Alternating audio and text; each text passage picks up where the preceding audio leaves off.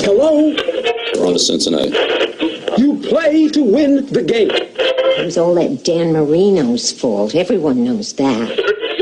When it's too tough for them, it's just right for us.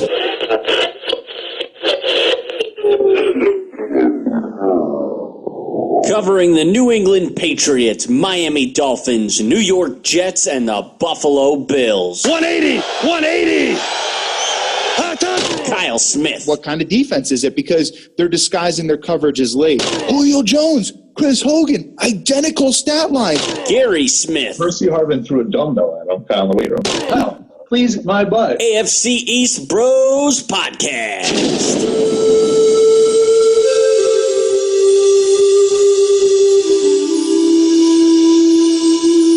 Yes, AFC East Bros. Yet another episode talking all things AFC East as we do week in, week out here on the show. And today we're going to be joined by a special guest, Derrik Klassen, and hopefully Ian Wharton as well.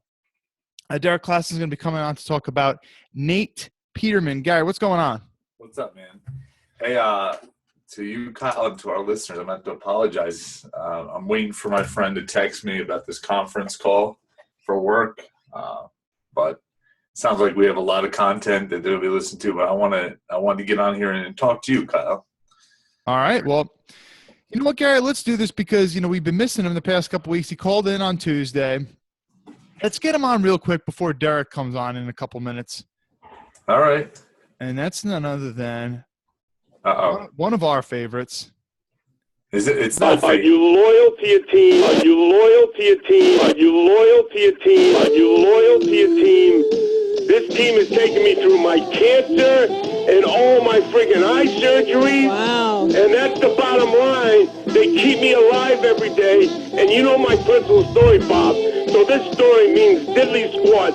Stay loyal to the Patriots. And that's all I get to say, Bob. I love you. I'm going to send you a personal message. And hopefully I'll see you in Phoenix. Nick, baby love. And you know what, Gary? How does the old saying go? It doesn't matter if they're talking about you, as long as they're talking about you. It doesn't matter what they're saying about you, as long as they're talking about you. Hey, Nick, did you hear that crank on PFW today criticize you? Oh, yeah, of course. Yes, of course. Yes, I was on after that.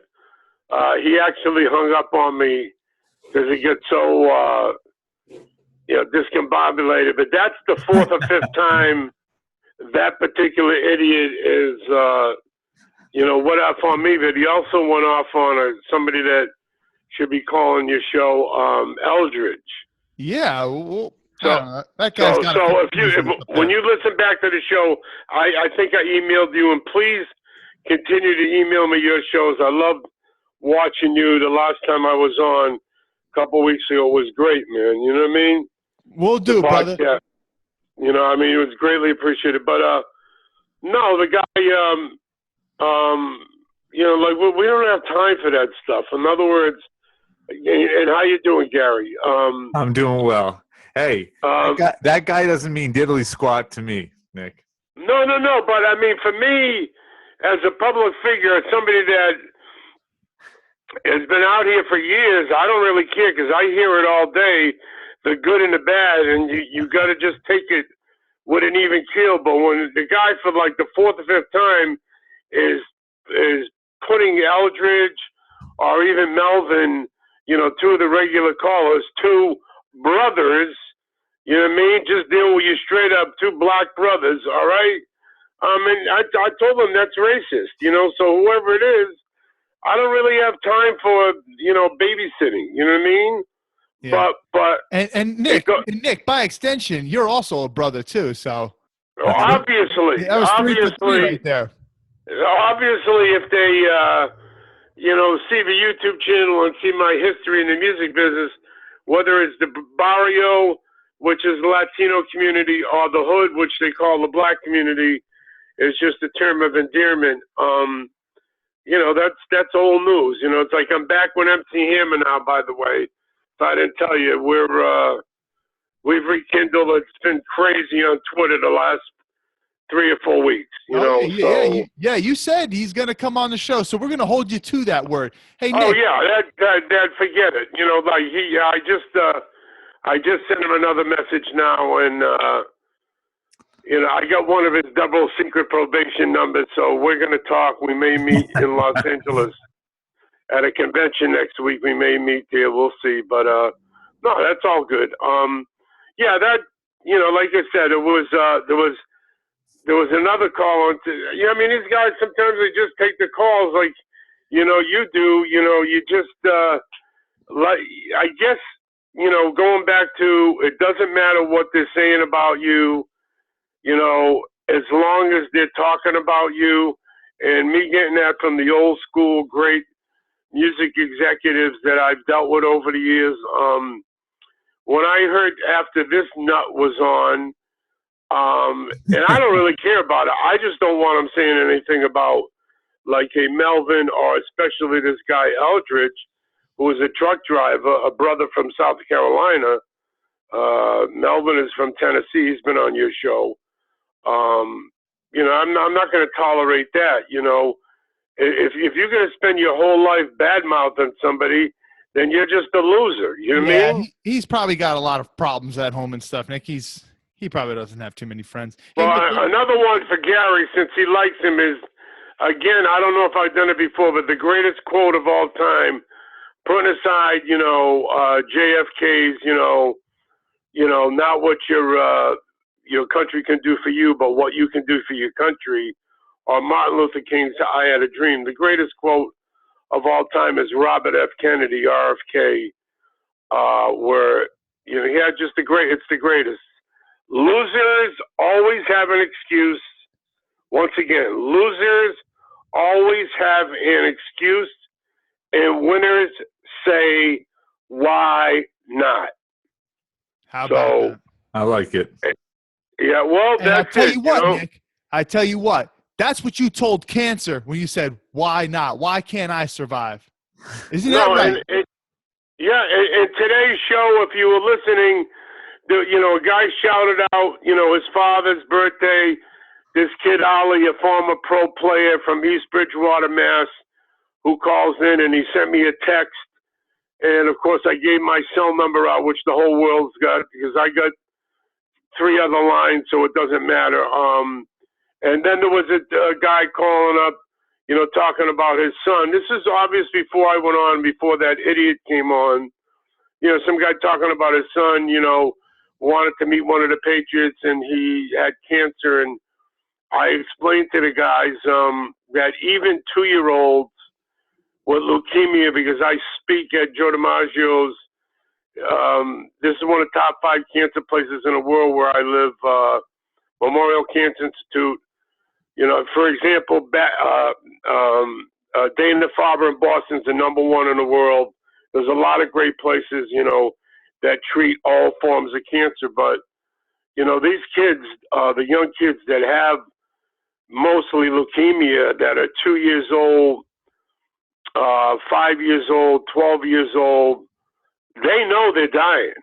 And yet they have a smile and they goof around and they enjoy every minute of life. So that was something that came up during the course of the show. And then we had this. You have to listen to that show. Hey, it's do you like have a recording unbelievable. of you speaking Today? Did they record that? Today, yeah. I went back on. My name was mentioned like 5 or 6 times today because of that email. I didn't get there yet. I'm gonna have to check that out. All right. Yeah. No, and then they hung up on me. Fred did it by accident because he was so. They tweeted me, and then they actually called me back, and I got on. But after that, another guy, Anthony, came on just to show you the Mamalukes that are out here, Gary and Kyle. This guy was like going off, and he actually went off on the Jets. So, the way there was a couple people, the way they run the operation and they stink and all this. And I didn't have the time to get into because I was going to go off. I'll wait for Tuesday, because they should listen to your show. The Jets are doing their best. But this guy, I mean, when you're dumb, you're dangerous. This guy was asking questions like, why do they talk about non-football stuff? Oh, yeah. Or even say, what does PFW stand for? No, well, he's a newbie. He's a newbie, Well, clearly, Nick. Hey, Nick, our guest is on the line. We're going to put him on. No, all good. Look, man, much love and respect. Let's stay in touch. I appreciate your text and give my best to Dad, all right? Absolutely. All right, Nick, we love you, and we'll make sure to tell him that we love him too. All right, Nick, take care. Yeah, and the Jets are going to be all right this year. Don't worry about it. Oh, Nick, don't do that to me. All right, Nick, I'll see you. Hey, all right, bye-bye. Nick's trying to troll you right there. Maybe he is. That's Nick Baby Love, NBL Music Salerno on Twitter. Get at him. And next we're going to put on Derrik Klassen on Twitter at QB Class. Hey, Derrik, if you want, you can switch on your camera right now so that we can see you. What's going on, Derrik? Not much, man. How are you guys? Doing pretty good. So, Derrik, you actually went out and you were pretty critical of Nate Peterman, as far as my understanding. There was a lot of people saying, oh, he might end up in the second round. Maybe you might even see him sneak late first round. There was some talk at that once upon a time. A lot of people said, he's probably a third-round pick. I don't know where you thought he should have been drafted, but I know that you weren't high on him. Is that correct? Yeah, I didn't really understand why everybody loved him so much. Every year we see a guy that ends up being like a quote-unquote senior riser that, he was really kind of unknown in his junior season and then comes in his senior season and kind of slowly climbs up the process. That's what happened to Tom Savage just a couple of years before at the same school, oddly enough. And every year, like that guy, I just don't typically understand that guy. And with Peterman, what it was, he was sold as he's this pro-style guy. He plays a lot under center. He can do everything you ask of him. But personally, I just didn't understand why he got a lot of the pro-style labels that he was getting. The offense did run under center a lot, but if you look at the concepts that they were running, it was a lot of like weird triple option stuff with like tight end shovel passes. It was a lot of like two-man play action combos. It was a lot of really simple stuff that I think, for a lot of quarterbacks, you could have inserted just about anybody and they could have not necessarily done it perfect, but they could have ran the things that he was running. And so I think when you talk about pro style, I think you're wanting a guy that was asked to do a lot and asked to run a lot of, 3-4 man route combos, a lot of like split concept stuff. And with Peterman, I just didn't really see that.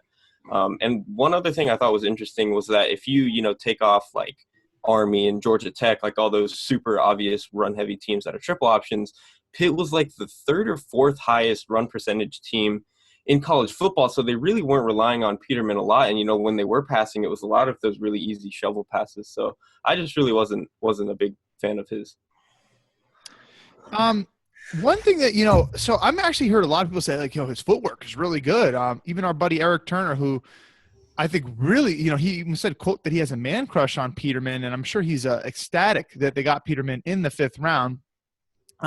He would be someone that would say that, he's got good footwork. And I was listening to the little short podcast that you did on Peterman. You were saying that he has like, quote, typewriter feet. First time I ever heard that term.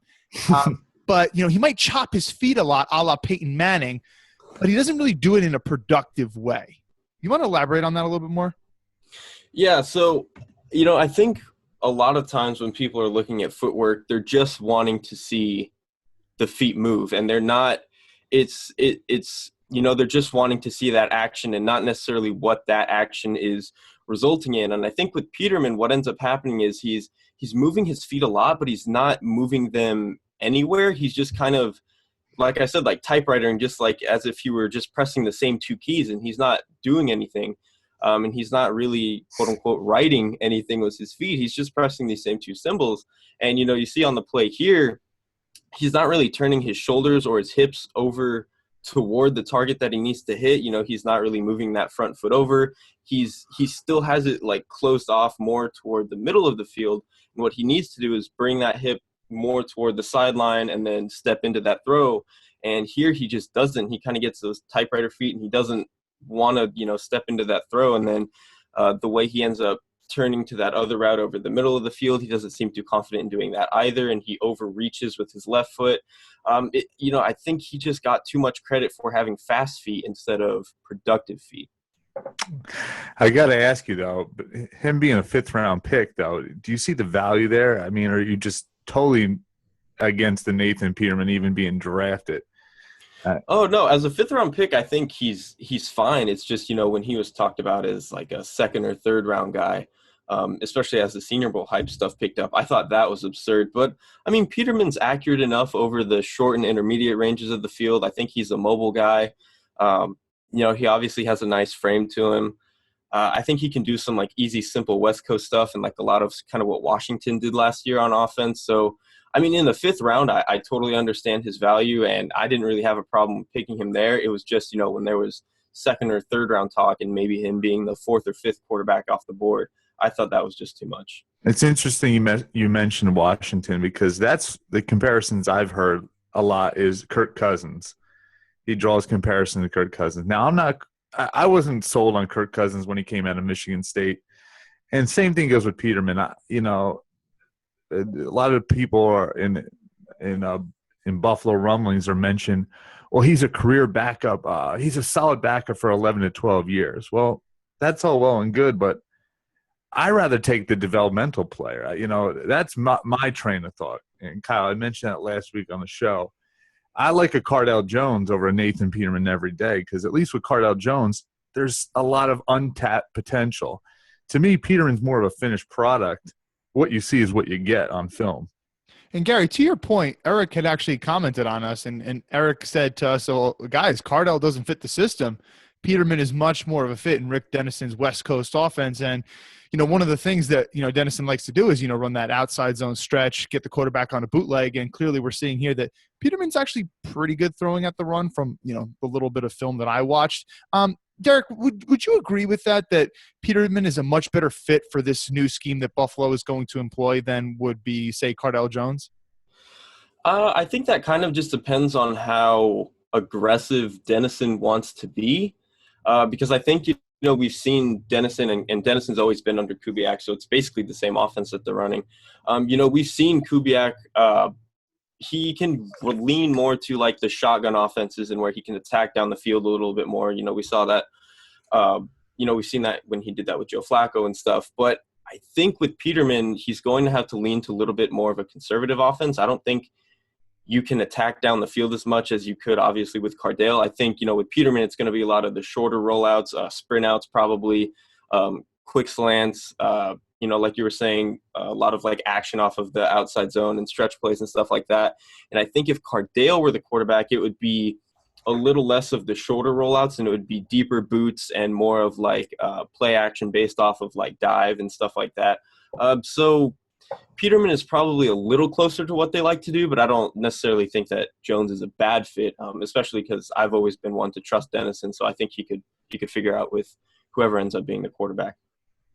Yeah, and like I said, I still am on the boat, and I respect Eric Turner. He's a friend of ours. But like I said, Peterman's more of the finished product. When I'm taking someone in the fourth or fifth round, they're not a finished product. I don't want them to be a finished product. I want to develop them. And like I said, it doesn't get me excited when I hear that this guy is a career backup for 11 to 12 years on your football team. I don't want the Matt Moores. I don't want the Luke McCowns. I want the guys that could potentially step into a starting role.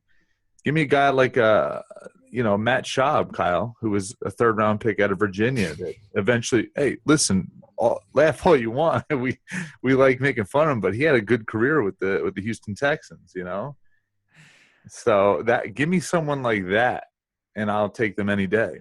Hey, Derrik, another thing that stood out to me in the little podcast that you did, and by the way, you can access this podcast that Derrik did on Nate Peterman by going to Derrik's Twitter handle at QBClass with a K, and it's right on the homepage. And one of the things that you said was Peterman was actually, pretty bad in terms of accuracy under pressure, if I understood you correctly.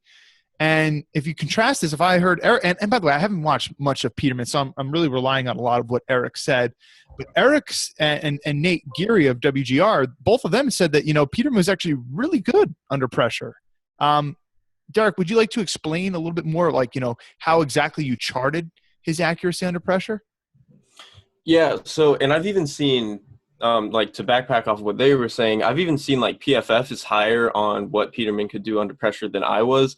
And I'll fully admit the way that somebody perceives pressure when they're charting, it's obviously a subjective thing. So it kind of just depends on what you're meriting is a pressure, whether or not he was already going to get that ball off anyway and whether that rusher really affected anything. So I think that's going to definitely vary person by person, even when you're charting. But for me, Peterman, where I think he has issues under pressure is one, like I was talking about his feet. I think when you have guys who consistently have good footwork, they're always in position to throw the ball, even if pressure is about to hit them and they weren't ready for it. And I think with Peterman, I just don't see him in that ready position enough. And that definitely hurts him. Another thing that hurts him is I don't think he has a very good arm. I think he can do okay when he's pushing maybe 20 yards down the field.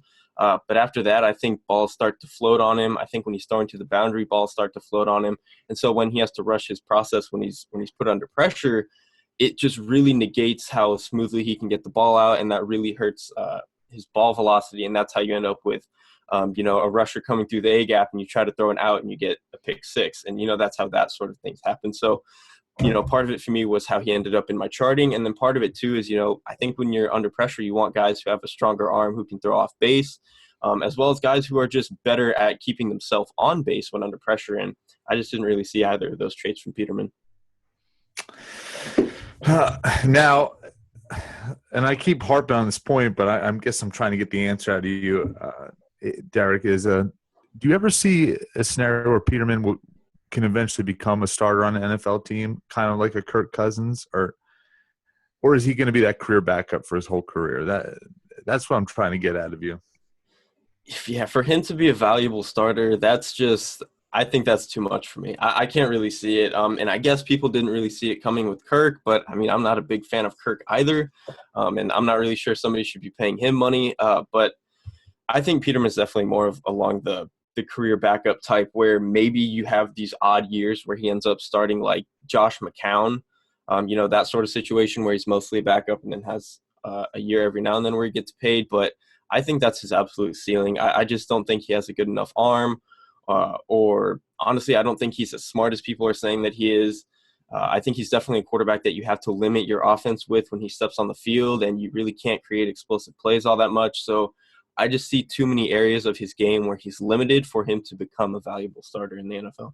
I mean, and I'm with you on that. I just don't see it. And, like I said, those guys are available in free agency. The Josh McCowns, those guys are out there on the street. I mean, how long did it take for Josh McCown to get signed? I just don't like taking draft capital on a guy who's pretty much – this is what you see is what you get right here with Peterman. I don't think there's – his arm's not going to get any stronger.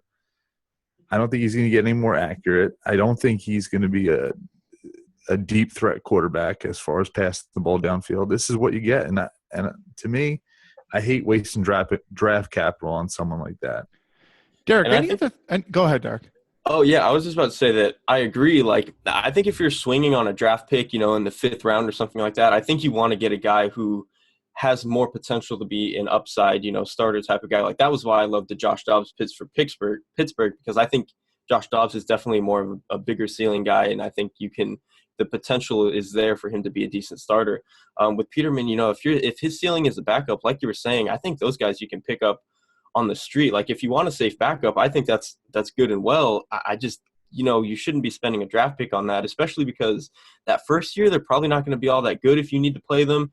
And then even the second year, like, it's tough to rely on them as a backup. So then you're getting maybe 2 years out of a guy who's maybe a good backup. And I don't know, that just, like you said, doesn't seem like very good use of draft capital. Derrik, any other thoughts about Peterman? Because I want to pick your brain about some of the other AFC's quarterbacks before we let you hop off. I mean, I guess, I'll kind of drive it home that I think he's pretty easily the worst of the 3 quarterbacks that Buffalo has to deal with right now. Even if he's a slightly better scheme fit, maybe than Cardale Jones. I think Cardale Jones is just – I liked Jones a lot more out of Ohio State than I liked Peterman out of Pitt. Interesting. So let me ask you this, because I'm a Jets fan, so long-suffering Jets fan, and I've just been so just disgusted with our quarterback situation for the longest of times. And, I wanted, when we made the Hackenberg pick, I was obviously really upset. I don't want to say that I watched a lot of him pre-draft, but I didn't hear really any good things. After the draft pick, I tried to be open-minded about it. People sent me the Brett Coleman video where he hyped him up, saying he's a first-round pick, and Gruden said the same thing. And I watched every single one of his games. I tried to be objective about it, but for the life of me, I cannot see a starting quarterback there. And, now that the Jets fans have realized you didn't draft a quarterback, you didn't get Tyrod or anybody else in free agency, now people are starting to say, Hack, QB1, and they're starting to buy the Hackenberg shirts. And it's really pissing me off. And I want to know, what are your thoughts on Christian Hackenberg? Because in all likelihood, Josh McCown's probably going to get hurt this year. He'll probably win the job. He'll probably get hurt, and we'll probably have to see Christian Hackenberg thrown in. And what do you see from him? Do you see him potentially having any success in the NFL? It's really hard because when he was a freshman at Penn State, when he had Bill O'Brien, I really like the offense that Bill O'Brien runs, and I think Hackenberg had a very good skill set for that offense. You could see some of the potential. He made some really crazy throws, even some ones under pressure. Like I remember one, I think against Akron, where he threw like a really deep corner route on like a 3rd and 23 and drilled it. And he just had plays like that where you were like, okay, this guy could really be something. And then James Franklin comes in as the head coach, installs this almost high school type of offense where it's a lot of screens, bubble action, jet sweeps, just like simple slants, just like a lot of really simple stuff that if you watch Hack as a freshman, it seemed like he was able to do more than that. And it just seemed, as time grew on with Hackenberg and Franklin, those two were just a very bad fit for each other, and Hackenberg just didn't develop at all the way that he needed to. Hackenberg's decisions started to get worse. His accuracy started to get worse. His footwork, all that sort of thing just started to deteriorate, and he never ended up being the quarterback that he looked like he could have been as a freshman. And, the way that the Jets seemed to handle Hackenberg last year, it didn't seem like they were at all confident in him playing if he had to. So, if he has to play this year, I really wouldn't be confident in that either. Yeah. I think that Hey, Kyle, when was Tyrod available? You mentioned him. He wasn't. We were hoping he was. And okay. All right. I just I must have missed that. I'm sorry. Derrik, I think you're a pretty big Tyrod fan, if I'm not mistaken. I think he's, your profile picture or something like that in one of your profiles. Yeah, man, I love Tyrod. He's on my bumpers page, which is where those the podcasts you were talking about were on. Yeah, he's my profile picture on there. I met him at an airport in Houston when I was heading back during Super Bowl weekend. You went to the Super Bowl? No. I actually I was at a party with an agent a couple of days before the Super Bowl, and then I had to head home, I think the morning of the Super Bowl, actually. So that weekend was a little bit hectic for me. But, yeah, I just happened to run into Tyrod. I've always been a fan of him ever since, he got his first shot in Buffalo. And I never understood why he was getting kind of pushed out, or it seemed like he was getting pushed out. But I'm glad that he seems to be there for the long haul. And you're also a pretty big fan of Tannehill, if I'm not mistaken, too. I think that you went on the Miami pod this past summer and said some pretty good things about Tannehill, and I think you wrote a piece on your website about Ryan Tannehill as well, if I'm not mistaken. Yeah, I've liked Tannehill for a while now. I think his rookie year was definitely rough, but I think he took a really nice step forward in 2013, and then ever since then he's very quietly progressed. And I think he gets too much. I don't think he's a great quarterback. I don't think he's a top 8 type of elite quarterback that's going to carry a team or anything like that. But I think he's very good at keeping the offense on schedule. I think he can make some big plays. He can make some big throws. He's gotten better as a deep passer the longer he's been in the NFL. So I definitely think he's a good quarterback. Not an elite guy, but that's fine because we've seen non-elite guys make decent runs and get hot in the playoffs. And I think, if things go right for him, that can happen. But, yeah, I'm definitely a Tannehill guy. It seems like all three of us right now are pretty lockstep on all these quarterbacks. Not huge fans of Peterman. We like Tyrod. We like Tannehill overall. We don't see anything in Hackenberg. So I think we're pretty eye to eye on this stuff. Oh, I disagree with you on that. What? I definitely like Hackenberg for the Jets starting quarterback job. Oh, shut up. I would definitely I would sign up on that 100%. Derrik, if you didn't know, Gary's a Bills fan. I was about to say, I feel like there were a little bit of ulterior motives there. No, not with me. Come on. Although you probably wouldn't mind if it was Bryce Petty either. You're probably giddy about any one of these three guys. You know what? Yeah, I mean, this is not a good scenario for the Jets. Anyway, it's going to be Petty or Hackenberg by week 3. McCown's made of glass, so. Yeah, he's kind of like your old quarterback, Kevin Cobb. Hey, Derrik, any quick thoughts on Bryce Petty, and then we'll let you get off? Really quick. I didn't really like Petty coming out of Baylor. I thought he just had a big arm, and that was about it. And I think he had a neck or a back injury, and you never used to have a bad neck or a bad back, right? Like once you have that for life. And everything Petty's done in the NFL, even just like preseason, he's looked horrible. I mean, just missing really easy throws. So, I mean, if they have to play Hackenberg, that's bad enough. If they have to play Petty, oh man. I will say I have more faith in Hackenberg than I do in Petty. Yeah. That's not saying much at all. Anyway, thanks a bunch, Derrik, for coming on Twitter at QB Class with a K. Derrik, any other places that we should be checking you out? Yeah, I work for Optimum Scouting. I did their draft guide this year. I also write at 2QBs, which is a fantasy-related quarterback website. And that's about it, yeah. All right, Derrik, man. Thanks. We really appreciate it, dude. Thanks for having me on, fellas. See you later. All right, take care. All right, again, that's Derrik Klassen. Check him out. He does a lot of work with quarterbacks. Soon, Ian Wharton will be joining us. Just got word from him. He's going to come on. He's going to talk to us about particularly the cornerbacks that were drafted. And shockingly, there weren't too many cornerbacks drafted in the AFC East. It was a pretty loaded draft, most people would say, in terms of cornerbacks, but really not all that much taken. But we'll talk about Tre'Davious White in detail. We'll talk about Tankersley in a little bit of detail. We'll ask Ian how he grades, and we'll talk about these 2 6-rounders that the Jets drafted. Other than that, Patriots didn't draft a corner. So really not too much to talk about there. In the meantime, before he comes on, Gary, anything that you'd like to delve into quickly? Kyle, your boy, Robbie Anderson, man, arrested over this week. So what do you make of that? I want to say I've read a lot into it, but what are your thoughts? I always like to give everyone the benefit of the doubt. I always like saying let the thing play out, but it doesn't look good, especially you got Jalen Marshall, who's another one of your favorites.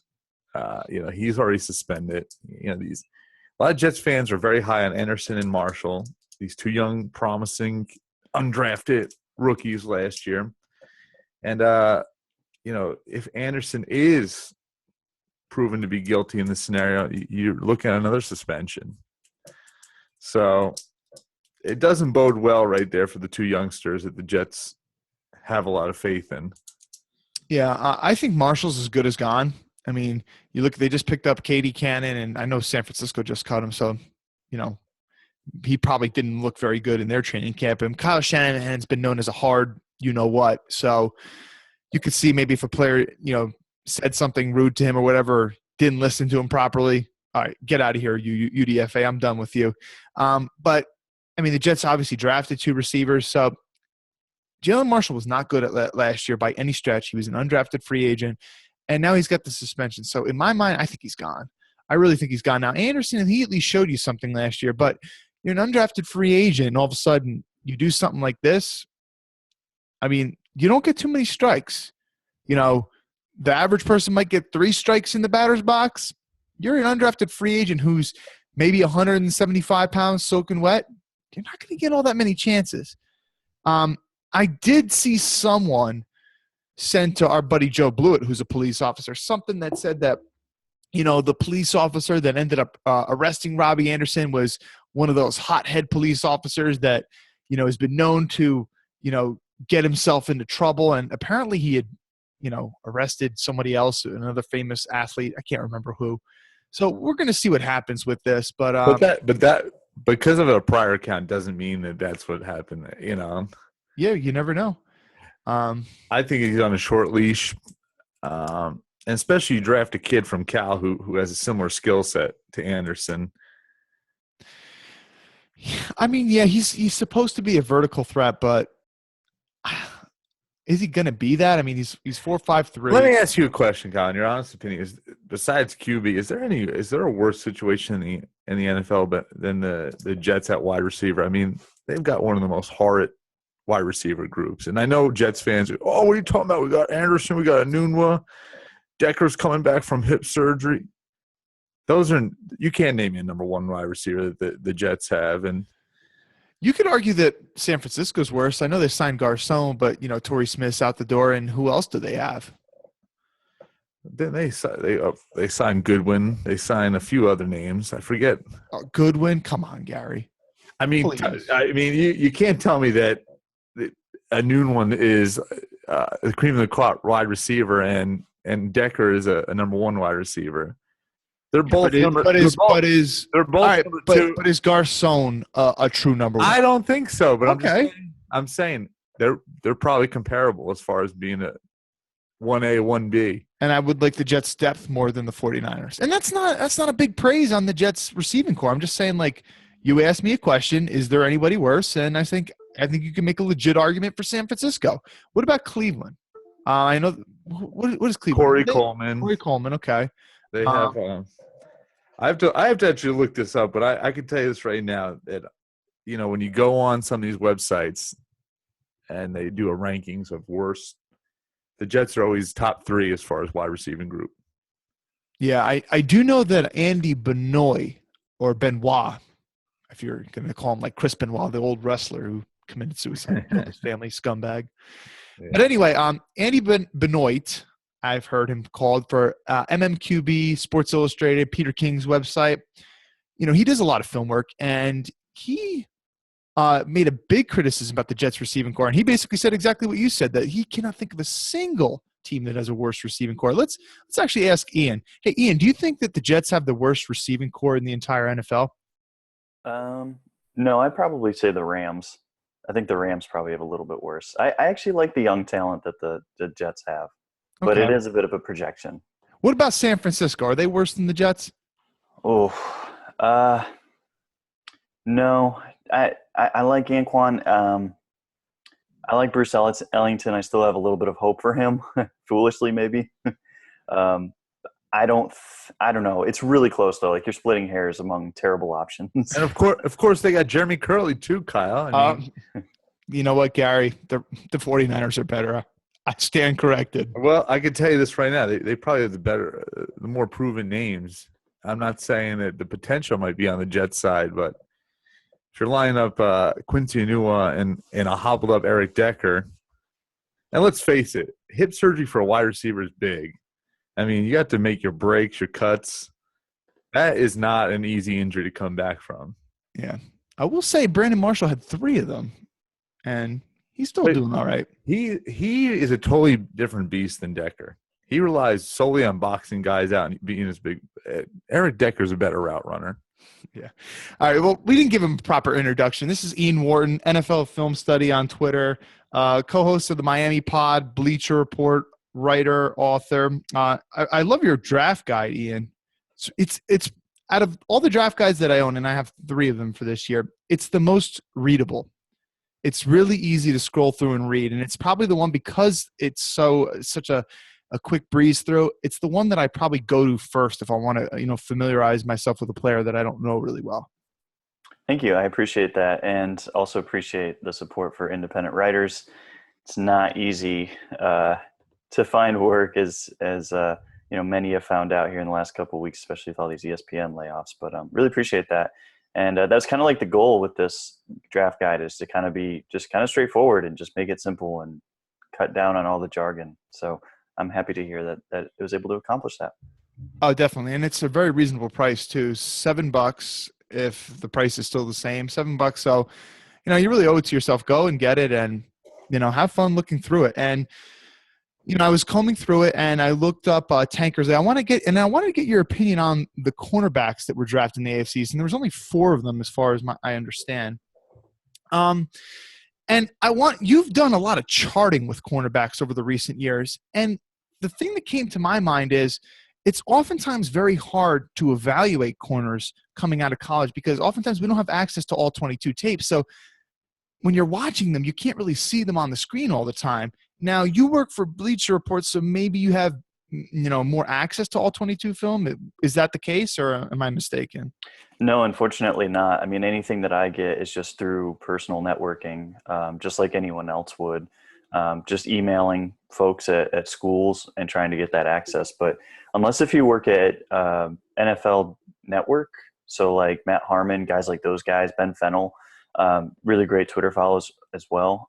They get access, but I do not, unfortunately. So it's a very limited pool that get access to XOS is the software name, and it's basically what teams get to. And so all that software is uploaded throughout the season, and then they're able to get that. It's just like NFL Game Pass, except for better, which it's not hard to be better than NFL Game Pass. But yeah, you get the all 22 for that.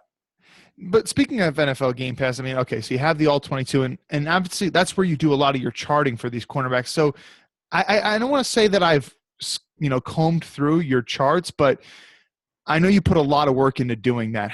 What exactly is your process in terms of charting cornerbacks and how well they play? Yeah, so in past years, what I kind of did before 2017, I was doing it mostly independently in the summer and kind of as like a summer project. And the reason why is like I really dislike a lot of the cornerback analysis that we see. It's very superficial. It's very based off of results driven, which can be really misleading. I mean, you can have excellent coverage and there still be a completion, there still be a touchdown, but it should still be worth mentioning that the coverage was successful. The cornerback challenged at the catch point, but the offense simply made a slightly better play. And it's not really fair, I don't think, to hold a cornerback in the same light just because he gave up a touchdown as maybe Darrelle Revis last year, who was just getting burned nonstop. So I looked at it through a different scope and saying, well, I'm going to look at each play, each passing play, and sort of look at how well the cornerback is maintaining his position with a wide receiver throughout his route, and specifically at the top of the break. So whenever that crucial moment is when that ball needs to be released, whether they're targeted or not, is that cornerback in position to either force an adjustment at the catch point, create a possible turnover opportunity, or is he just blanketing the receiver to where the quarterback's not going to be able to throw it to him? And I would look at it and say, okay, well, that's a win or that's a loss. And it's very subjective, but what I try to consistently bring to the table is, well, I'm going to look at what type of routes that they're facing, to what type of coverage are they playing. So is it man, is it zone? What's their actual responsibility? Which that stuff's really easy to notice just right after the snap. Like most cornerbacks are going to show, and they use their hips to show what their strategy is going to be within 2 or 3 steps off the line of scrimmage. And so just looking at it like that, and then kind of looking beyond the numbers. So I didn't chart receptions. I didn't care about that. Didn't really care. I would take note of the touchdowns that they gave up just for like argument's sake, but I really didn't factor that into what I was looking at. I was looking at what percentage of plays, of all passing plays, not just targeted plays, are they actually in a position that they should be, that a coaching staff would look at and say, okay, this was a successful play for this individual. And so just trying to isolate their performance as much as possible, and eventually just aggregate that into a larger data pool and saying, I think 2014, 2015 was like my biggest pool that I was able to pull. I had something like 60 or 70 cornerbacks, and it was easier to say like, okay, like we can clearly delineate the differences between the top tier and the middle tier and then the bottom tier. And like there's 3 clear tiers, and most of them are big reputation guys, but then you're able to kind of find players who are maybe overperforming based off of their playing time. And that was the reason why I was really interested in AJ Bouye, a guy like him coming into this season, because in limited snaps, he played really well. And sometimes that doesn't always work out. Like sometimes they get more playing time and they just get exposed for their weaknesses. But sometimes that's kind of like the purpose of this, is to say, okay, like this guy's outperforming his playing time. Maybe he goes to another opportunity and he finds more success in that type of role. So really just try to look at things through like a different scope, especially like the isolation, where like you see, and this is no offense to PFF, they do a great job of what they do, but like they'll shoot out a lot of stuff that's like, well, this cornerback allowed completion percentage of this and the passer rating is this, but it doesn't tell me much. Like I need more context to that. I didn't know how good the coverage was when that happened. I don't know how often he was actually in position, or was he in off coverage, or was he in press coverage? So I mean, a lot of those numbers get boosted, and you see this a lot with like Terrence Newman's numbers last year. Like he gave up, I think, like the least amount of receptions and yards or something, but but he was always in off coverage, and it was just a very safe and protected coverage that really, kind of, I mean, I'm not trying to rip the guy. He's 38 years old, and what he's doing is incredible, but like, come on, like you can't really sell that he's the best corner in the NFL just based off of those numbers. So there's a context that needs that, and I thought that what I was trying to do helped add a little bit of that context. To your point, Ian, you're saying like, okay, like, well, they throw out like, what's his passer rating when thrown to this, and that doesn't really tell you much. And, I came across this PFF stat, like, and I know you're not super high on this guy, and neither am I. And he's, drafted by my team, 39th overall. Marcus Mace, number 2 safety nationwide in catch percentage allowed. And I'm thinking like, okay, well, what does that really tell me? And I don't know any of these other names that they have listed right here. And the fact is, he also had a couple good corners playing, on the opposite ends of him too. So you have to wonder if that makes his job easier too in terms of that. So I don't really know, what that says about his play. But anyway, clearly you're a grinder, man. And if people wanted to look at your charts, to look through all your data, how could they get that? Your website? Yeah, draftcentric.weebly.com, I think, has anything that I've done with it up. I didn't touch much of it last year. I know I did an article for Desmond Trufant, and then this year I haven't touched it at all, and I won't have the time, unfortunately, but or at least I'm allocating my time in a different manner. So, but you can find the 2014 and 2015 data, and some real preliminary 2016 stuff that I did. Preliminary 2015 stuff. I think I got through like half of the guys I wanted to. So it's on there. It's interesting. I think hopefully what it does is it just challenge people to look at it through a different scope and maybe consider it. And when they're evaluating corners, especially in college, I did have success in charting Marcus Peters out of Washington. And that was part of the reason why I was so high on Marcus Peters coming out of college, because he was so consistently good in coverage, where like as you had people a little bit more down on like his big play ability, where I was, kind of like, man, like consistently, he's always in position. He has a couple blown routes here and there, but like it's at a much higher consistent pace. So yeah, definitely check out the website if you guys are interested in a little bit more in that process. All right, let's get into some of the corners that were drafted in the AFC East. We'll start off with Tankersley, because Kyle has him up on the screen right now. What were your thoughts on Tankersley? I know that you like him. You didn't list him as a good fit or not the best fit for the Dolphins, but tell me what you like about him. Tell me what you dislike about him. Yeah, so the thing with the fits is hard because like there's only so much room. But Miami is a good fit. Miami is a good fit though, and like this was a great cornerback class for like length, guys with length, guys who can play either zone or man and be able to challenge at the catch point. And so Tankersley, I thought, was one of the better at that in this class, and part of it was just his experience in the ACC. We saw him go against high-class competition on a weekly basis, and we saw him consistently show out in those opportunities. There weren't many games where he was a liability for that defense, and I think that says something amongst a very talented group. Now, that can also kind of cloud what we're seeing too, because of that, like you mentioned that with the Florida secondary. But he's a guy that when he wins, I think early, that he is a dominant player. And the question for him is going to be how much more refined can he become after the snap, and really after like the first 5 yards off the line of scrimmage, because that kind of separates good starters and average starters from long-term stalwarts on a defense. Not necessarily even like a star, but look at a guy that becomes like a very valuable long-term option, especially at like that number 2 corner spot. So like I don't think Tankersley is going to be a star. His ball skills are kind of inconsistent. Like when things go well for him, he's very, very good. It's just the problem is when he doesn't get his head turned around, you definitely see grabbiness. You definitely see him lose the ball. And then that puts him in a real risk because he's not an extremely fast player. So, and which is pretty normal for a guy his stature, like 6'1", 200 pounds. He's going to be a little bit stiff. He's going to be a little bit limited with his acceleration. It's just natural for him to have those limitations. And he does definitely show those at times. And so I was actually surprised a little bit at his 40 time in the combine. I don't think he quite plays as fast. I think he's fast enough. But he uses his body well. He uses that frame to his advantage. He throws his weight well. He's aggressive in the run game. He's not overly effective in the run game. I'd like to see him become a little bit more reliable in that aspect. But I do like him as a player. I like him as like a long-term number 2 type player. I agree with that 100%. And I'm glad you mentioned the run game because, you go back and you watch that national championship game. He's in position to make some tackles, and he comes up like in a full head of steam like he's going to make those. And he is not the most aggressive guy when it comes to making the contact. And I know, you're looking at some of the running backs that Alabama had, and not too many corners were licking their chops to make contact with those guys. But he was in position and he didn't look to make the tackle, and that's what worries me about him. And don't get me wrong, he is shown when he wants to tackle, he's a solid tackler. It definitely depends on the games you watch too. And like I know on the telecast of the draft, like they were just totally down on his ability to tackle and his effort.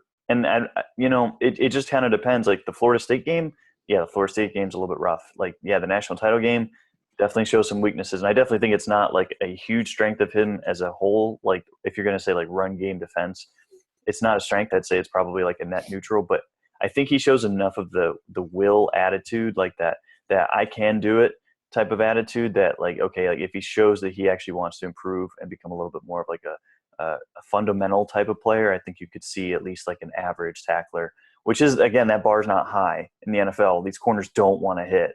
That like 90% of them don't want to tackle. So it's a low bar to start with, but I think the mindset is there. It's just consistently being there. Yeah, and I worry about that because, Miami in a whole, they don't have great tackling corners. Tony Lippett, I praise him for his ball skills, but, you get that guy in space with any running back, he's looking for arm tackles or please someone else make this tackle. He is definitely not he's shying away from contact. Yeah, they have a weird group because like Maxwell's the same way. He's not interested. Right. Xavier Howard, though, is tremendous tackler. He is. He's great. And Bobby Lippett is super – he's a lot like Tankersley. He's super aggressive at times, and that goes both ways. It just – sometimes it doesn't work at all, and then sometimes it does. So I don't think they favor tackling in corners just because like they don't seem to consistently look at it. And a lot of teams don't. Like that's – right. It's just weird. Like I think it's more of a thing. Like I know Rex Ryan doesn't care at all about tackling in the position, whereas like Bill Belichick puts a premium on it. So it's right. And maybe that says a lot about what you should be valuing in corners. But Belichick's had a lot of misses there too. So it's just kind of to me, it's something. If they do it well and if they have the mindset that I'm willing to, it's a positive enough. Just because it's so hard, and I think that we tend to overvalue good tacklers at the position. Yeah. All right. I guess we're going to move to the first round pick, Tre'Davious White out of LSU. Tell me what you like, what you don't like. 4-year starter at LSU.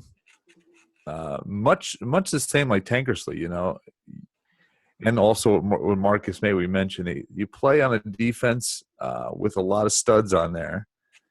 So, Kyle, I mentioned several times on the show, when you pick a player from Ohio State or in Alabama, there's always an asterisk after their name because you don't know how well they played because they play with so many good premier players that sometimes it band-aids what they're weak at. But I like Tre'Davious White, especially at pick number 27.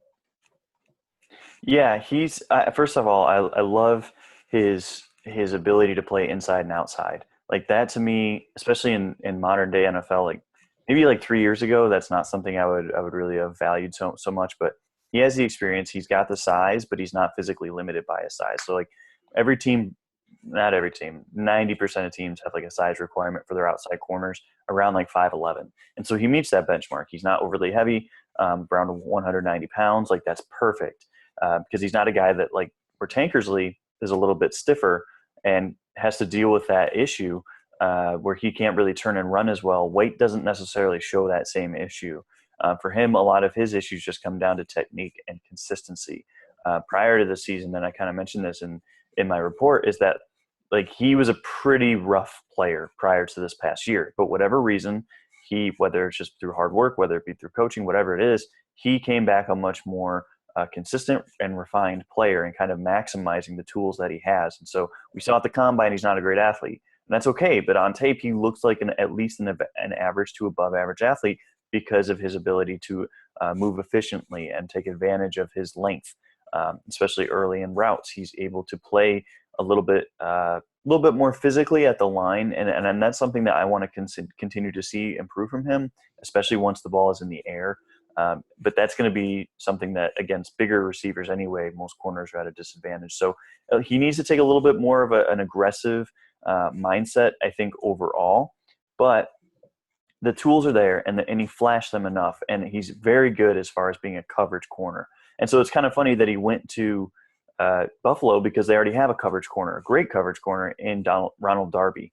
Darby wasn't really a guy at Florida State that produced interceptions. He was a guy that he was fantastic at shutting people down. And so if I would have had the proper tape, Darby probably would have charted extremely well for me because of that ability to stick in receivers' hips and then be able to at least challenge at the catch point and make a tough catch for the receiver. And so I think White is a very similar player. Even though it's a different coaching staff, it's kind of funny that they got, I think, almost like a carbon copy, not necessarily athletically, but at least skill-wise, to Darby. It's interesting because you compare him to Ronald Darby, and also you say he's best suited for a cover 2 scheme. Kyle challenged me last week's show and felt like he was best suited for a man scheme, or that was what he was reading about. I thought he was scheme versatile. Yeah, we saw him a lot in man, but I think he's actually might be better suited, just because you mentioned, his technique wise, they're probably better suited for the. You have to be a technician to be a man cover corner, and sometimes he has a lapse in concentration on that. So maybe this is best suited. And Kyle, we've also pointed on the show several times. You look at the Carolina Panthers when Sean McDermott was the defensive coordinator. It was a revolving door of who's in at cornerback, and they always seem to produce good defenses. Most notably Josh Norman, who was a 5th round pick, but he was never a good man corner.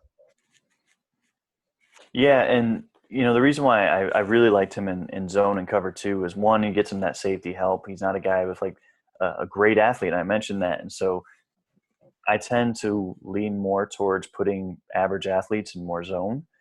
Because you're going to give them less responsibility and ground to cover. And then also the safety help over the top. Like, that's something that I think is key for a lot of corners. Like, there's not many guys who can just turn and run and just blaze a great time, but also play very physically. And so it's just, those guys are so hard to find as far as consistently being able to do that. And I really like White. I think he'll be a good number 2 corner. I don't think he's going to be one of those top end guys who can really hold his own. But he's going to go to a cover 2 / cover 5 scheme. So I think it's a perfect landing spot for the Bills. And, it's just kind of funny that a coach that kind of puts a big emphasis on that ended up grabbing him. Right. Well, Ian, I appreciate the time, Kyle, and I've got to take a conference call, but thank you guys. Thanks, Gary. Yeah, thanks, man. Hey, Ian, did you get a chance to check out Jeremy Clark? I know he wasn't in your draft guide. I know you only did about, 200 players or so. Yeah. No, I did not get a chance, unfortunately. I don't blame you. What about Derek Jones? I doubt it. No, unfortunately. Okay, so let me ask you then about some of the other corners around the AFC East. Let's talk about Malcolm Butler, because it's interesting the way that the Patriots are playing this game right now. He's on his restricted free agent tender right now. They tendered him at a first-round value. What is your thoughts about him? Do you think he's one of the upper echelon corners in the league? I think he's a solid player, and I would say probably like an above-average corner. But he's not bad. He's inconsistent, and he is very much improved by his surrounding cast. It would be very difficult for me, and I don't blame – on one hand, I don't blame the Patriots. As far as on the field, I do not blame the Patriots for being hesitant to pay him. I think he's not a guy that you can easily replace just because he's so smart and he has really improved. Like, his jump from even his rookie season, from what little we saw to this past season, like, he was a legitimate solid number 2 corner. But if he's going to be wanting $60 million, like, if he wants the Stephon Gilmore deal, I'm not sure how you pay him that, like, especially in such cornerback deep drafts like we've been seeing. I understand their hesitancy to do that for him. Now, on the other hand, what he's done for the franchise and such, they're going to make that business decision. I think they have made that business decision. But I think he is a solid player. He's someone that if you're like the Saints made a lot of sense, I thought, for him. Now, I wouldn't give up a first-round pick for him, but he still made sense, at least for what they're trying to do to quickly improve that unit. Yeah, especially giving up the first-round pick and paying him a big chunk of change. No thanks. Yeah. Interesting on that point. Do you think – obviously the Patriots think that Gilmore's the better player, but I would say most people nationally probably think that Butler's the better player. Do you think that Gilmore is the superior corner to Butler? I think they're very similar. Last year was a really bad season for Gilmore, and so that's going to have people down on him. I think for what New England wants to do, Gilmore's a better fit. I think he's going to really thrive in that situation. You give him a great single high safety in Devin McCourty. Obviously, the help just around in the defense is fantastic, and just blows what the Bills had out of the water. But specifically looking at like McCourty and being able to give that safety help on the other side of the field now to Eric Rowe, to Malcolm Butler, I think it's going to really help that defense. If the money was all equal, if everything was equal, I would probably take Gilmore at this point. But I don't think it's a huge drop-off. The nice part with Butler is that you can move him into the slot more. Yeah. So he is that versatility bonus. And that's why I'm actually kind of just surprised at all that they were looking to trade him, because they've been very aggressive in making these all-in type of moves. Well, if you're going to be making these all-in type of moves, you might as well keep Butler and then just recover a draft pick for 2019 when he becomes a free agent next year. I'm 100% in agreement with you there. You mentioned Eric Rowe. I'm really not a huge fan of him. What are your thoughts on him? I really like him, but I liked him as a prospect. I was really surprised that Philadelphia moved on from him. To me, he's a solid corner right now. And you look at that, there's a really funny correlation between how well Malcolm Butler played and how well Eric Rowe played. So when they started playing Eric Rowe, all of a sudden Malcolm Butler, his ranking for us over at BR, which we weren't charting like the same way that I do, but we were still at least watching every snap. We were taking note of alignments, and we were taking note of completions and stuff allowed. And that kind of helped us formulate a total grade, an encompassing grade. A little bit more in like the style of like PFF, but not quite the same process. But and from what we found is that Butler's performance was significantly better with Eric Rowe in the lineup. And so it's like a top 40 corner for us. So definitely like a solid starter for us. And I think that physically he's so gifted. He's got the speed. He's got the technique is coming. And that's something that I think that hopefully is going to be something that the Patriots continue to work with him on. But I have more faith in his ability, I think, than maybe most of the public. But some of that also goes back to him being a prospect too. And there's just so many limited snaps. Yeah, because you mentioned the athleticism, and when I started watching him when he was with the Patriots, early last season, he didn't look that athletic to me. So when I put in his mock draft, I was like, he doesn't look like he's this type of athlete. But I guess you're saying it's a matter of his technique. Yeah, I think so, and being able to fully maximize that, it's inconsistent, and you can see it here. And he's not going to be a bursty guy, and that's the thing is he's going to be a vertical zone type of player. I mean, anything on crossers, quick hitting routes, that stuff is not his strength. He's not a super quick twitch guy. He's not going to be an instant reaction type of guy. And the slot is rough. I mean, obviously you see it here. The slot is not a good fit for him just because, this is a tough matchup to begin with.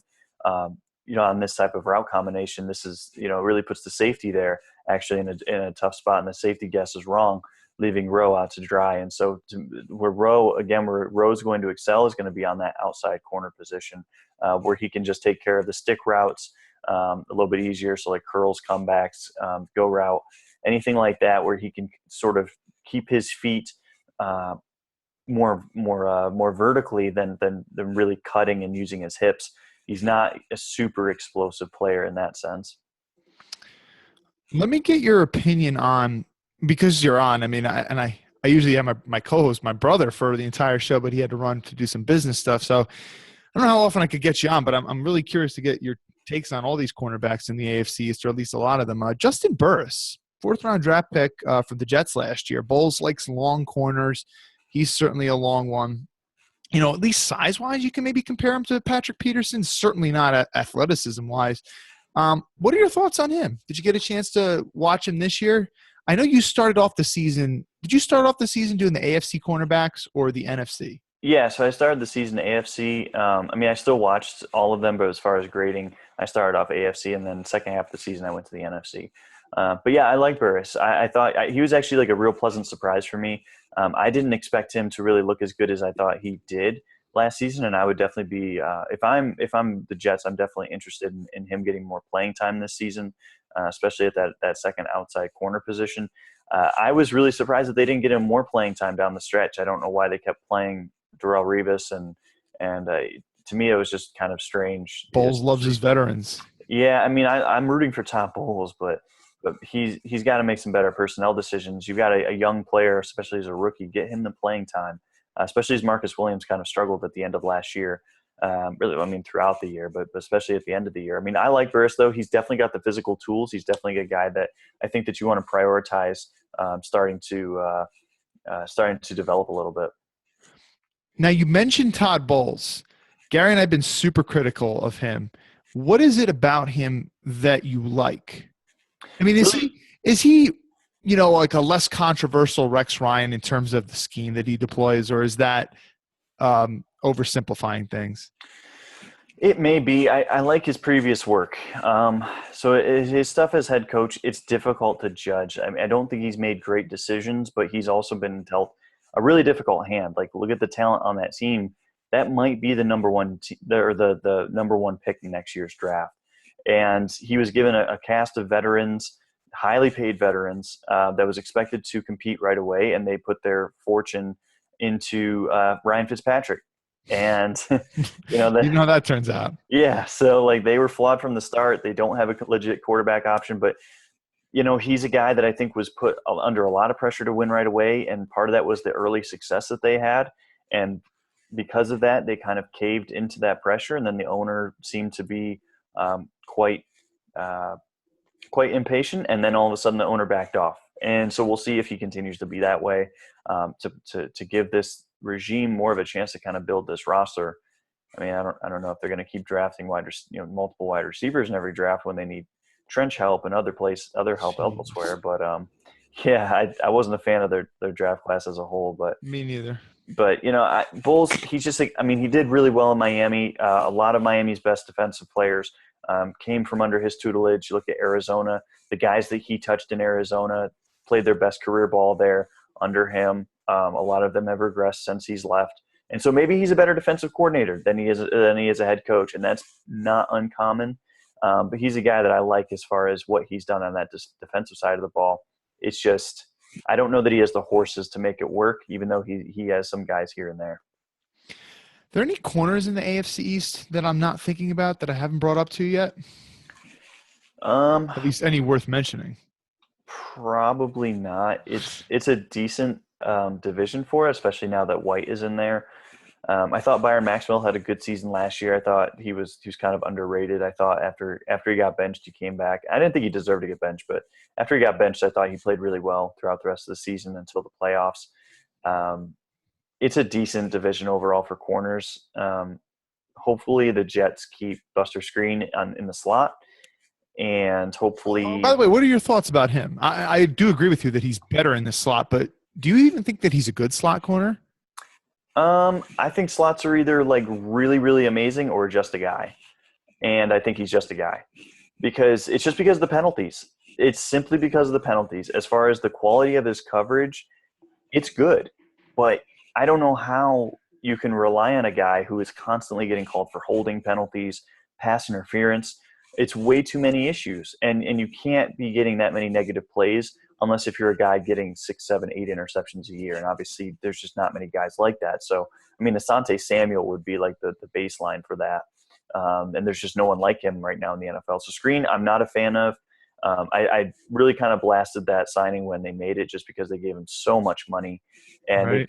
they've got other outside corners available here. I mean, Darrell Roberts flashed in his opportunities last year. Marcus Williams at least has some talent, especially as like a third rotational guy. And then we mentioned Burris, and then Claiborne's obviously going to be an outside guy. So, I mean, giving any outside snaps to Skrine, I think is just going to be a mistake. He's not comfortable out there. He knows he's vulnerable as far as his size and his strength, play strength. He's super competitive, and I love that about him. He's willing to come down and play the run, which is great for slot guys. But you just cannot get as many penalties as he gets. You remember when we played your Dolphins back in week 4 of the 2015 season, and then cover 0, they just blitzed him 4 straight downs. Yeah. And every single time he got home. It's ridiculous. Miami's inability to handle slot blitzes, and Nickel Roby had like the same success too. It's just unbelievable. It's like the Joe Philbin era is like the most incompetent era ever. So it is what it is, though. I mean, you mentioned Screen's penalties. I actually like to take credit for the nickname, Screen the Penalty Machine. Okay. No, that's good. It's very fitting, and it's unfortunate. Like, I don't know, man. People love small corners, though, and like I used to like be like, yeah, like it's really cool to like small corners, but like when you look at them critically, there's just not many good ones, and there's so much that they have to overcome. And this doesn't mean that none are good. I mean, there are some good ones in the NFL, but you know, for the most part, you've got to hide them way more than you can do the opposite, where you can kind of expose the other team's players. Like Chris Harris is like a guy that is like the complete opposite, where he's just almost like a perfect player in the slot. Yeah.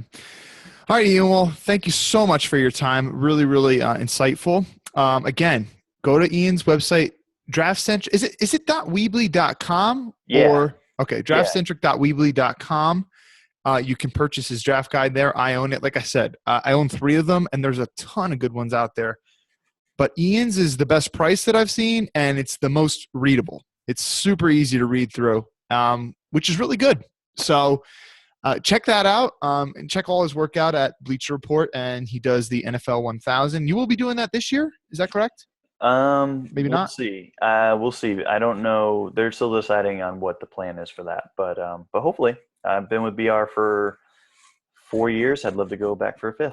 Yeah, and I remember once upon a time, you know, because I'm a frequent listener to your Miami pod, there was once upon a time when you didn't think it was going to happen, but then they came through in the clutch on their end. It did, yeah. It came down to last minute. Like they hired Doug Farrar very late in the process. I think like middle of August, and then all of a sudden, like everything just came together very quickly, and so.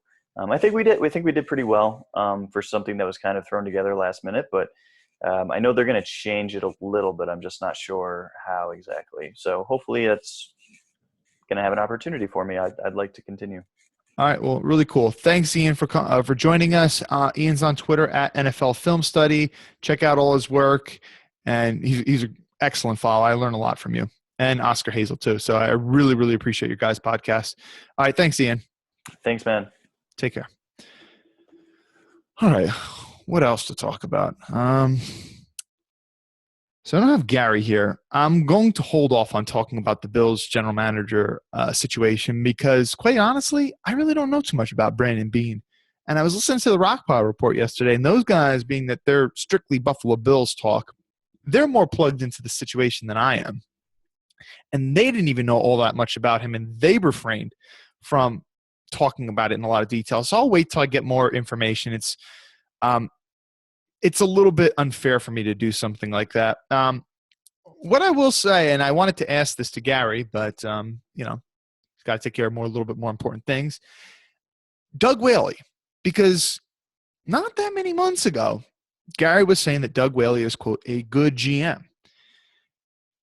Now, I don't think a good GM just goes out and gets fired. And again, I'm going to credit my buddies over at the Rockpile Report.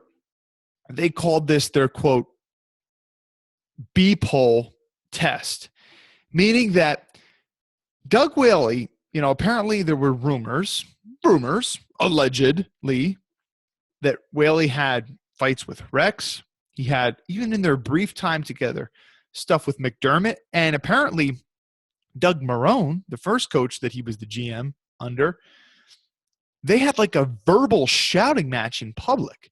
So even they didn't even see eye to eye. And when the Bills traded up to get Sammy Watkins, the rumor was Doug Marrone wasn't even in the room. He was so disgusted with that pick.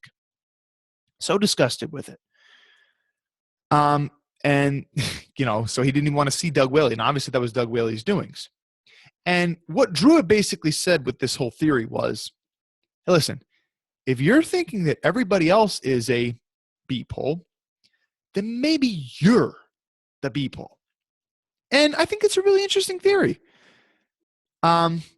So say what you want about Doug Whaley in terms of that, but the Bills had sold it to us that Doug Whaley and Rex Ryan were lockstep with one another, and they saw eye to eye. And this is something that I disagreed with on Gary. I think Whaley was maybe like an okay Midland GM at best, but when Gary started saying he was a good one, no, not at all. And Gary and I can talk about this next week because I want to see if he's kind of changed his opinion on that. I'm probably inferring that he's going to think something like, well, it's a new coach, and that doesn't necessarily mean that Whaley's a bad GM. Which too I would agree with. It doesn't necessarily mean, I got to send this text message really quick. Okay. Yeah, I mean, of course, relatively new ownership. They didn't even hire their own GM yet. Whaley was inherited by the Pagulas. And a new coach, obviously, you kind of want him to be, lockstep with the GM. And now they got this guy from Carolina who McDermott is super familiar with. So it makes sense that you'd want to have that. And just because you want that camaraderie, that, aligned thinking between GM and coach, that doesn't necessarily mean that the other guy was just a complete garbage GM. And I think it would be unfair for somebody to say that Whaley was that, because look at the Bills' situation before that. I mean, 17 years of playoff droughts. Obviously, that process had started way before Whaley. Just think about, look at the win percentages of the Bills with Whaley compared to, previous GMs. Whaley's is better. And player-for-player trades. Getting Jerry Hughes for Kelvin Shepard. Kelvin Shepard has been a journeyman. He's been, quite honestly, pretty bad. Garbage, if you will. Jerry Hughes, one of my favorite pass rushers in the league. I'm not saying he's a top 10, top 15 pass rusher, but I love the way the guy plays, except for the penalties. But I think he's a really good pass rusher. So that was a steal. What's the other player-for-player trade that I'm missing? I'm missing another one right now. Another thing you can look at, picking up Mike Gillislee off waivers. That ended up turning the Bills a fifth-round pick, and you ended up getting a season and a half of really good production out of him in a good role. He definitely did build up the talent of the roster. I think it's hard to argue otherwise. Oh, Lesean McCoy for Kiko Alonso. That's the other player-for-player trade. Again, highway robbery. Because when you got you didn't know what Kiko Alonso you were even going to be getting.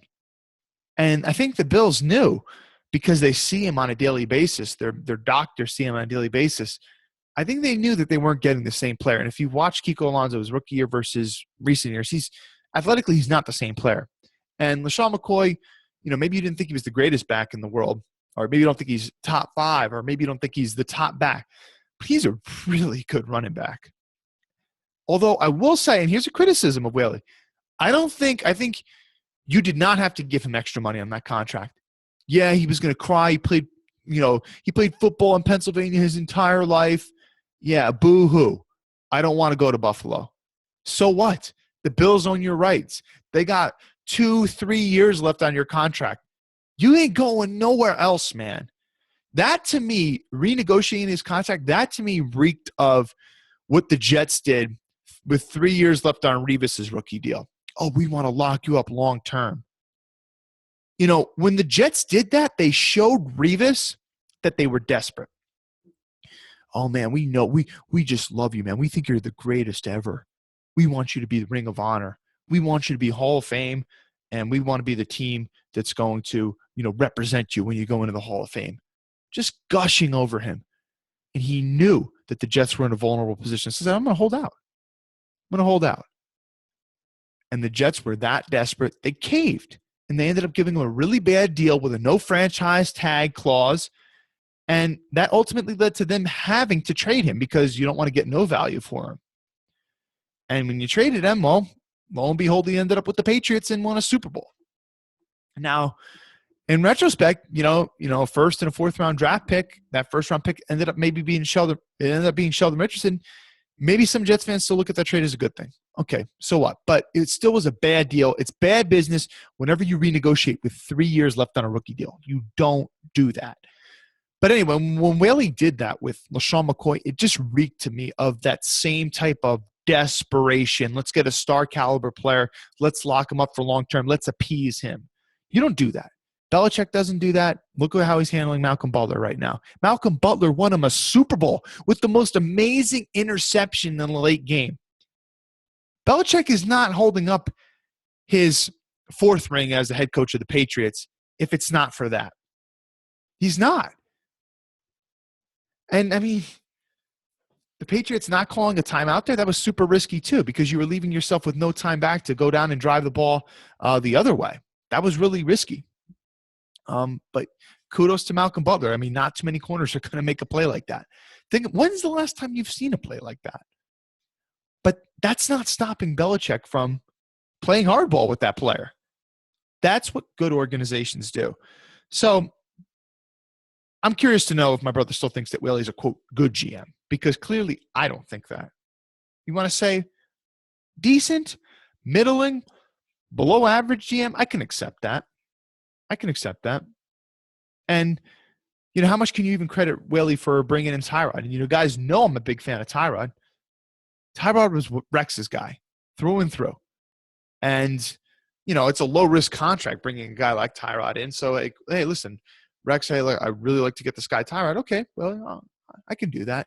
Of course, the GM and the coach are going to work with each other to a certain extent. Okay, let's see. We talked about Tankersley and some of the Dolphins corners. Let me definitely do this before I bogger off here. And I wanted to really pick my brother's mind for this. But some Jets fans were coming at me because I was tweeting out some GIF images of Marcus May. You know, I tried to go in with a level-headed approach. You know, I'm not going to try to judge him. You know, I'm hearing good things. Connor Rogers, he's high on Marcus May. Let's see. Matt Miller, top 41 player for him in a good draft class. Some people really high on Marcus May. I cited some PFF stats saying that, you know, he was one of the number 2 safety in terms of completion percentage allowed. Okay. And they also said that, you know, PFF John Gotta tweeted out, Marcus May only missed 1 tackle in 438 snaps last year. Okay. PFF seems to be decently high on the guy as well. So I tried to go in with a level-headed approach. Obviously, taking safeties in back-to-back rounds didn't tickle my fancy. But I start watching him, and he was billed as this physical safety. He's as Hakeem Amir, who listens to the show and who I follow on Twitter, he said he's a missile in the run game, comes down and tries to tear your head off. I don't see it. I do not see it. There's so many. There's one GIF image. It was golden. And I'm sure, and there's only 4 games on Draft Breakdown of Marcus May. But I saw this in pretty much every game. He stands around and he tries to, like, get people away from his legs rather than him throwing his body into the tackle. He's like, oh, no, don't hit my legs. Don't hit my legs. You guys got him. Good job, guys. Speaking to his teammates. And there was one instance where 3 players, 3, maybe 4 players on his team are making a gang tackle. And even guys are – Marcus May is standing watching it for a couple seconds rather than throwing his nose in there. And even a guy comes in later than May from farther than May, and he still throws his nose in there. But May doesn't do it. And it's not a one-time thing. I saw that on multiple occasions. There was another time where, you know, if he just sees it and goes, I mean, maybe this is some hesitation. Maybe this is something in the way that he was coached. Running back has a wide open hole. May can shoot through there and make the tackle, but he kind of lollygags his way through there and kind of then tries to duck under the tight end. Rather than if he just shot through there, he could have made the tackle. But that hesitation made him miss out on the back. And I'd pull up the GIFs right now, but I'm trying to make my point. Anyway, even the ball hawking safety tendencies, I don't see that. I don't see the range that Jamal Adams has. Certainly I don't. I don't see the range. Obviously, I don't see the range that Malik Hooker has. And, you know, May apparently played a lot of single high. But I don't see that. I don't see that ball hawking tendency. And my buddy Eric Turner just sent me a whole bunch of tape from all 22 tape from an Alabama game. And even in that, you're seeing like our Darius Stewart beat him deep. I don't see the coverage skills. So like, I criticized the May pick.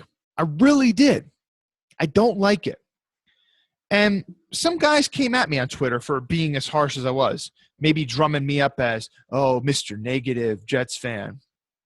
I'm just trying to be a realist. I'm just trying to call it like I see it. Just because I root for the team, just because I want this team to win a Super Bowl is not going to cloud my judgment. And I assure you that I'm not trying to make my claim to fame the negativity. You know, I'm not trying to be Manish Mehta who says something negative and all of a sudden people eat it up and that's why people follow him. It's not what I'm trying to do. I'm just speaking what I see. But anyway, so what did some people say to me?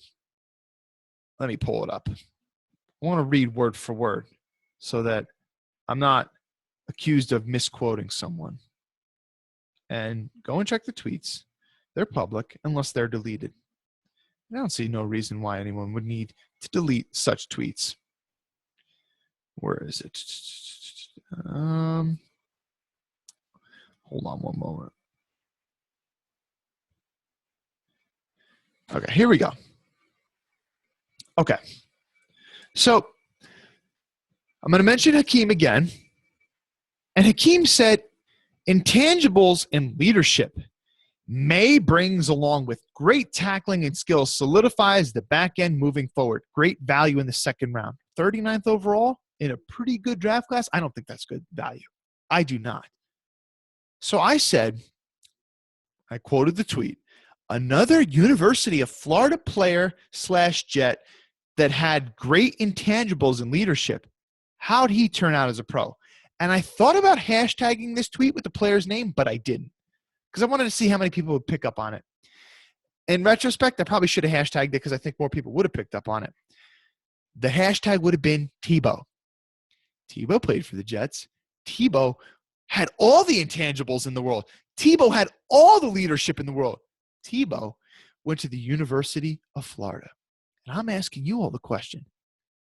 How good of a pro was Tim Tebow? Think about that and ponder for yourself.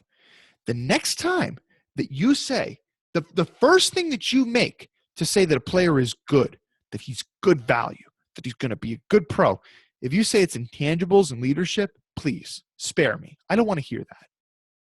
There are so many players that have good leadership skills and good intangibles, but they don't make it.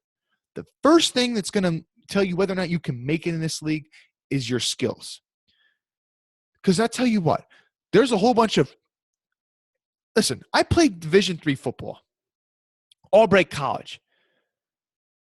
More people went to my high school games than my college games. But I tell you what, in college, the competition was much better. So many more people played in all-star games. So many more people were like all-county or all-division in their leagues. The competition was much better. And naturally, when the competition's better, you put yourself through more pain and punishment. How many people play Division II, Division III football? Very little people are coming to the games. They're not recognized nationwide, but they do it because they love it. And if you do it because you love it, chances are you have good leadership. You have good intangibles. How many of those guys get a sniff at the NFL? The answer is almost none of them. Almost none. We mentioned Pierre Garçon before. He was a Division III player, Mountain Union. He's the 0.001% of Division III players that make it to the NFL. How many of those guys have good leadership and intangibles? A lot of them, because they love the game. You got to love the game to play at that level. Because I'll tell you what, when I played at Albright College, lots of people quit the team. Lots of them. Because they were good in high school, but when they got there, they said, not too many people come to these games. I'm not on national TV. What's the point? But the ones who sticked around, they loved the game. And they had great leadership and intangibles. I'm sorry. That should not be a reason to say that a player is good. So I'm sorry. If that's your reason for saying Marcus May is good, please spare me. So anyway, how did the conversation progress? Well, another person then told me basically, oh, you wanted Derrik Rivers? Like, that's dumb. Do you know how many – he then said, do you know how many pass rushing outside linebackers that are drafted in the first 2 rounds become busts? Do you understand that is what he said to me. You understand that, correct? And then he goes on to name some. He says Shea McClellan, Quentin Coples, Barkevius Mingo, Jarvis Jones, Deion Jordan. He says Smith. Is he referring to Aldon Smith? Because Aldon Smith certainly wasn't a bust. Aldon Smith was a head case. Aldon Smith was an idiot. But Aldon Smith was a damn good player. You don't get 19 and a half sacks in a season unless you're a damn good player. He didn't get those sacks by happenstance. I will say that Justin Smith really did help him out, but Aldon Smith was a damn good player, and he was a 7th overall draft pick. Highly talented player. I'll get back to him shortly. Van Noy. Was Van Noy even drafted as a pass rusher? Because he doesn't play pass rush anymore. He's an off-ball linebacker now for the Patriots. Adrian Claiborne. Robert Ayers. I hate to break it to you. Those guys might not have been good initially, but those guys have made nice little careers for themselves. Some people speculated if Claiborne didn't get hurt in the NFC Championship game and they had a little bit of extra pass rush, the Falcons would have won that Super Bowl. If they could have got to Brady a couple extra times, they could have held the Patriots off in their comeback. Because Claiborne had a pretty solid season for the Atlanta Falcons. Robert Ayers, tell you what, he's been good in his last 2 stops. He was good with the Giants, and where'd he go last year? Tampa Bay? Pretty good season in Tampa Bay as well. So, I don't know if all – and he said all those were top 40 picks. So, here's my rebuttal to that. Here's my rebuttal. You want to say Derrik Rivers wasn't the 39th overall pick? And that's how this whole thing started. Because Hakeem, I like you. This is friendly debate. I encourage you to call sometime.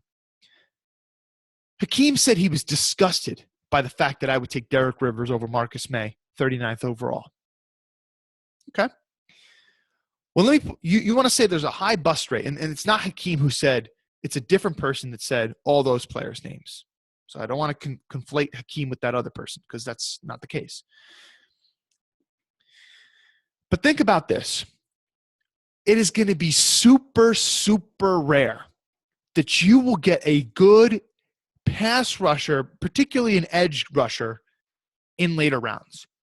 You almost certainly have to get those guys early on in the draft. What's my evidence? Here's my evidence.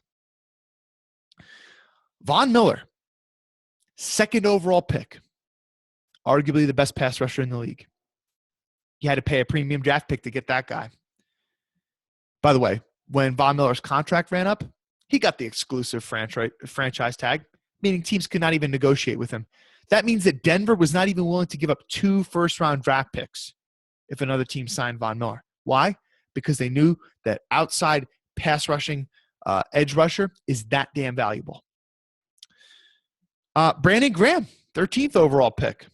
Khalil Mack, 5th overall pick. Joey Bosa, 3rd overall pick. Whitney Merciless, 26th overall. Jadeveon Clowney, 1st overall. J.J. Watt. Listen, I know J.J. Watt lines up all over the place, but he can line up as an edge rusher, and he can dominate there. So I put him in here. 11th overall. Carlos Dunlap, 54th overall. Nick Perry, 28th overall. Jerry Hughes, 31st overall. Brian Arakpo, 13th overall. Julius Peppers, 2nd overall. Anthony Barr, 9th overall. Aldon Smith, mentioned him before, 7th overall. Justin Houston went in the 3rd round, but he tested positive for marijuana at the combine. Many people had him pegged as a late 1st-round talent. So take that for what it's worth. Ziggy Ansah, 5th overall. Tamba Ali, 20th overall. Vic Beasley, 8th overall. What about Myles Garrett this year? 1st overall. Everybody's saying Myles Garrett no matter what. Were people saying Jamal Adams no matter what? Were people saying Marcus May no matter what? Were people saying that for a safety? No. The fact is that pass rusher is so much more valuable than safety, especially a safety that's not a true single high guy that can play single high all game. Those guys to me have more value, but even so, they're not as valuable as a true edge rusher. And I might be wrong about Derrik Rivers. I don't think I will be, because I think he's going to get good coaching in New England. I think he's going to be a darn good player. It's probably going to take a year or two, but that's fine. He's a young player. He's a draft pick. Take time to develop him. So you want to come at me and say, oh, the Patriots' third-round pick, you're comparing him to an almost first-round talent, Marcus May. No, I think the Patriots' third-round pick was much higher value. I think it was a much better value. I would have taken Rivers 39th overall because the fact is, I'm going to emphasize this point again. You're almost exclusively only going to get a good edge rusher in what? The earlier rounds 1 and 2. Cliff Averill, third-round pick, that's still pretty early. Elvis Dumervil, fourth-round pick. Those guys are more the exception. James Harrison, he went undrafted. Cameron Wake, undrafted. Those guys are rarities. Look at most of – and I didn't mention Melvin Ingram. Melvin Ingram. Jets fans wanted him. We haven't had the edge rusher. Let's get Melvin Ingram. Melvin Ingram, 18th overall. You see what I'm doing? What I'm saying here? Did I mention Chandler Jones? I think I did. 21st overall. You almost exclusively got to get these guys early. It's just, did I mention Nick Perry? Did I write him down? I don't know if I did. I'm sorry if I'm repeating. Nick Perry was a first-round pick too. Jets fans wanted him. They were concerned with the injuries, but they wanted the player. They wanted a guy who can bend off the edge. You got to take these guys early. Now, on the flip side, how many safeties can you get in the later rounds that can be a good safety? Well, Rashad Jones. He's a pretty darn good safety, isn't he? Top 3 safety in the league, top 5 safety in the league. 5th-round pick, right? I think you can go on and on with good safeties. Weddle, where was Weddle drafted? And my point is, even if, obviously you're going to get better value early on, but the point is edge rusher, pass rushers are much more valuable, period. That's all I got to say. Little hard for me to do this solo, but that's what I got. I'm going to try to get Brandon Thorne on in the next couple of weeks to talk about the offensive linemen. Deion Dawkins, Asiata, who was drafted by the Dolphins. There's also, the Patriots drafted a tackle. I'm forgetting his name. We'll talk about him. I haven't even watched his tape yet. I will. And I also want to pick his brain about David Andrews because I've been very critical about David Andrews. And we'll also talk about some of the other linemen in the AFC East as well. He's really, really good at evaluating offensive linemen. So I'm going to try to get him on in the next couple weeks. We'll talk about the linemen that were just drafted. I'm going to try to get some other guys on too. Drew from Jersey to talk about some of the edge rushers, Charles Harris, etc., that were drafted in the AFC East. We'll obviously talk about Derrik Rivers a little bit more. We'll see if he agrees with me, my takes on Rivers, etc. I'm on Twitter at AFC East Bros. Gary's AFC _EastBro Gary. Email the show, AFCEastBros@gmail.com. Patronize Ian Wharton. Buy his draft guide. Listen, it's great work. I wouldn't say so if it wasn't. Follow some other people that we mentioned. NBL, good old NBL. Gotta love him. Follow my brother, AFC _EastBro Gary. And I think that's it. I don't think I got anything else to say. But we'll keep it locked here. More AFC East talk. Talk about other players. We're going to talk about the Bills hiring of a GM. We'll delve into some of these issues a little bit more. I know the show's been a little bit shorter lately, but hey, going through some big times in life. And it is the off season too, so need a little break here as well. But anyway, I'm Kyle. I'm signing off, speaking for Gary, and we'll see you next week.